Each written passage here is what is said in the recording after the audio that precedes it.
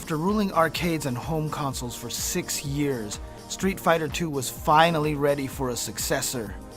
Given how popular and successful the series had been since 1991, expectations were understandably through the roof for Street Fighter III. And when it arrived, people didn't entirely know what to think.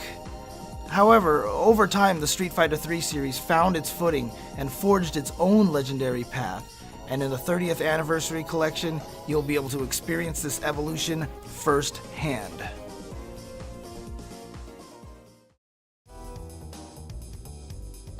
The first thing people noticed about Street Fighter III was how insanely gorgeous the game looked in motion.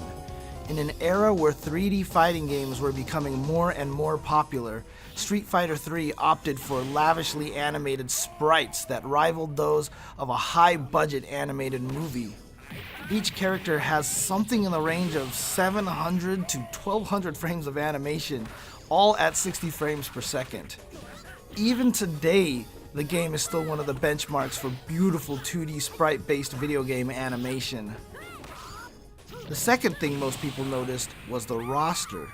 Ryu and Ken returned, but every other fighter was brand new, with American street grappler Alex positioned as a new main character seeking revenge against Gil, a two-toned paragon of human physical perfection who could control fire and ice. M. Bison appeared to be gone, along with all of his usual henchmen, and that's because Street Fighter III takes place after every other game in the series. Even Street Fighters 4 and 5 are set before 3 in the timeline. In fact, Street Fighter V actually connects into Street Fighter III by revealing Gil and the fate of Bison in the downloadable story mode, A Shadow Falls. If a red and blue overlord with flowing blonde hair sounds strange, other Street Fighter III fighters were just as out there. Necro's stretchy limbs and electric powers looked like a supernatural spin on Dhalsim and Blanca, while the vagrant Oro appeared to live inside a sack and drop down before each match, fighting seemingly with one arm. Each character enters the Third World Warrior tournament for their own reasons, but it's Gil's plans to take over the world that provide the real narrative backdrop for Street Fighter III. However, some characters that were all new at the time should look quite familiar to fans of Street Fighter 4 and 5. Dudley, Elena, Ibuki,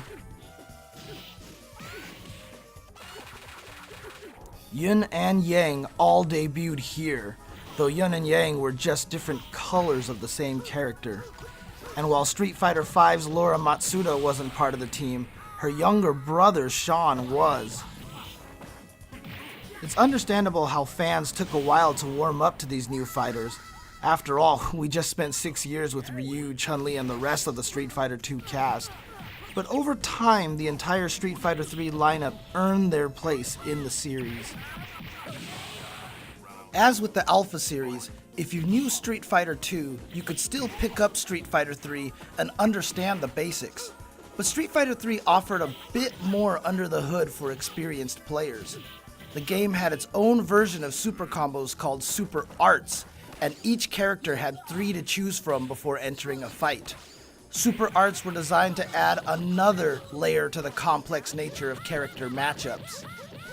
But what really made Street Fighter III stand out in the series was the introduction of the parry. The new parry ability let you absorb an attack without taking any damage and then counterattack almost instantly. But it required expert timing and anticipation to pull off effectively by pressing forward or down on the controller right before an attack struck you. If you were particularly skilled, you could parry special moves or even entire super arts without a scratch, on the ground or even in the air. The series upped the pace by adding an extra movement option, forward and backward dashes. This ability has become so ingrained in players' strategies that it remained in Street Fighter 4 and 5.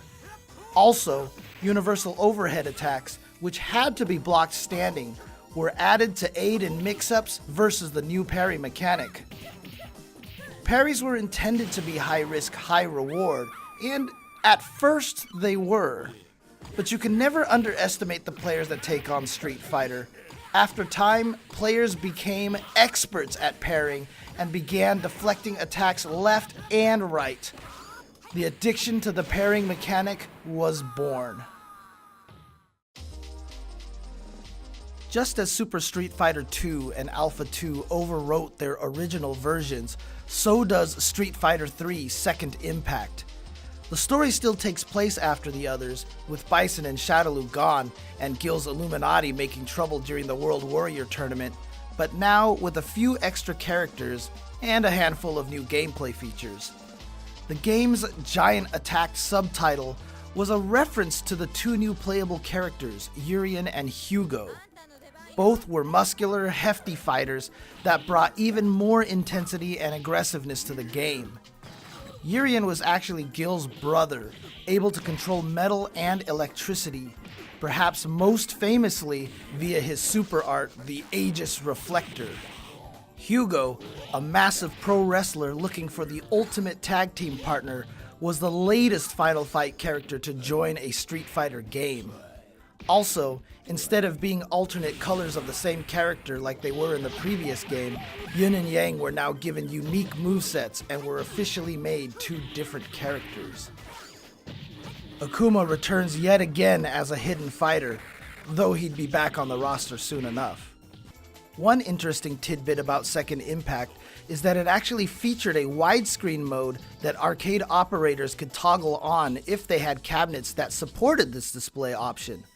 But today, with widescreen TVs commonplace, this feature is easily replicated within the Anniversary Collection.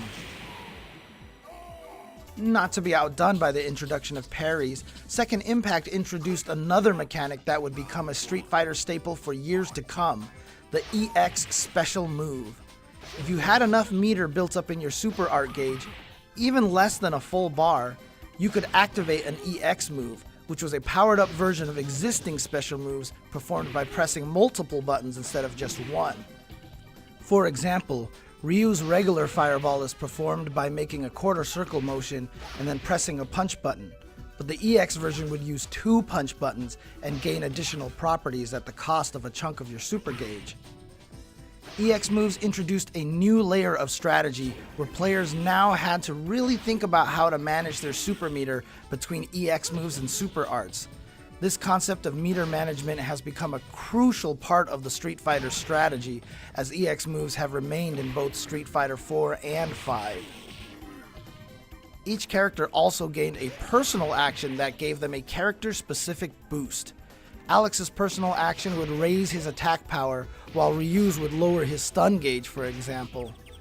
The personal action was essentially a taunt with a reward, provided you were able to let the taunt play out all the way. Allowing yourself to be vulnerable in order to enter a powered-up state was a great calculated risk to obtain a competitive advantage.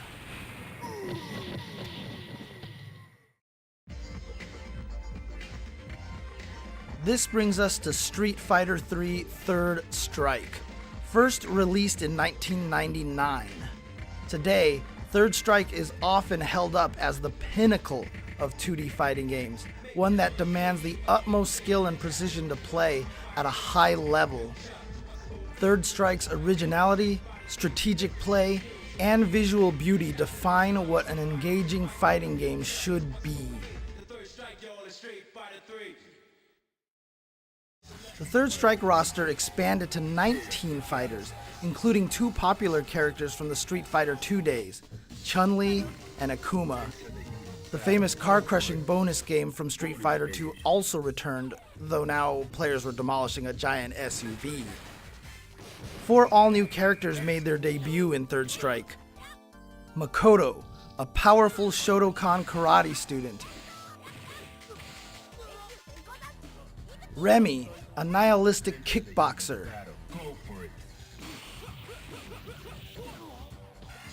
Q, a mysterious towering figure sporting a metal mask.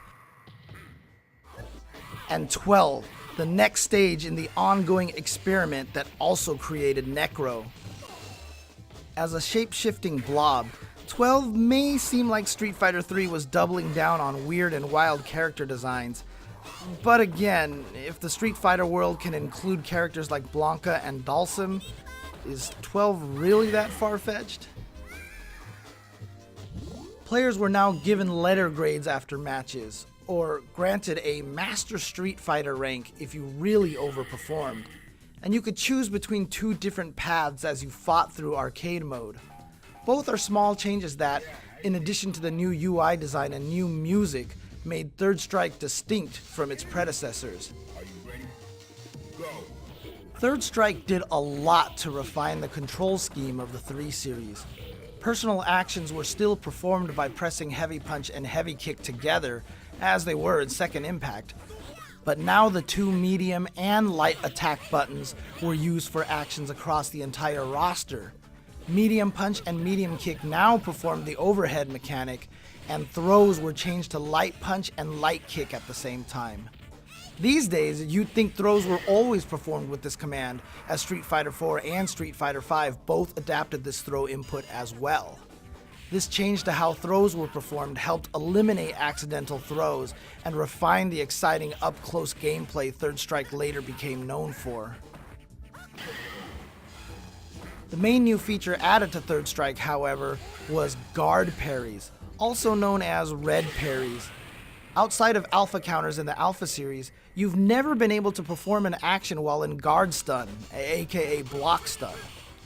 Red parries, however, now let you transition directly from block stun right into a parry, but the timing required was even more precise than that of a standard parry, which meant experts that pulled this off always wowed audiences.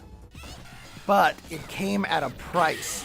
To this day, Street Fighter 3 Third Strike is the only Street Fighter without absolute guard. If you started blocking a multi-hit move, you would normally automatically continue blocking if there were no gaps between the attacks.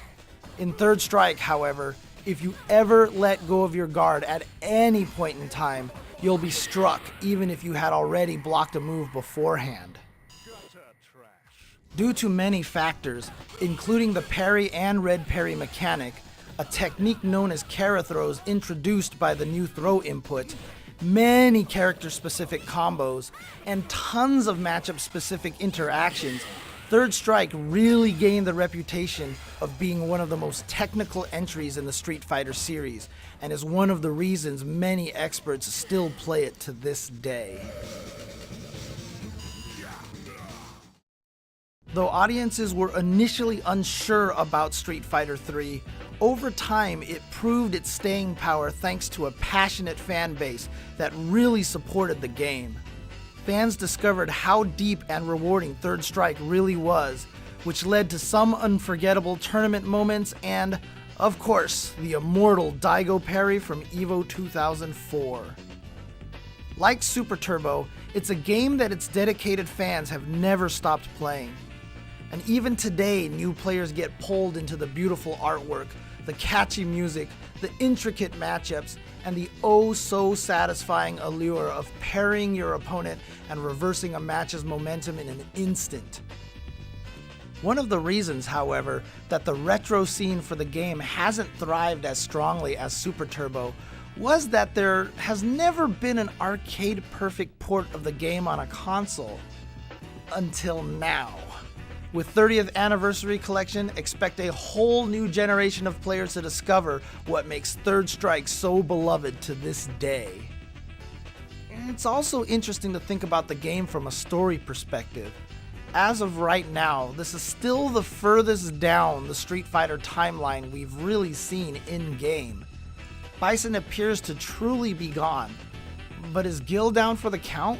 Are the Illuminati still scheming somewhere? Was Third Strike's fight for the future successful? We'll almost certainly find out over the next 30 years of Street Fighter.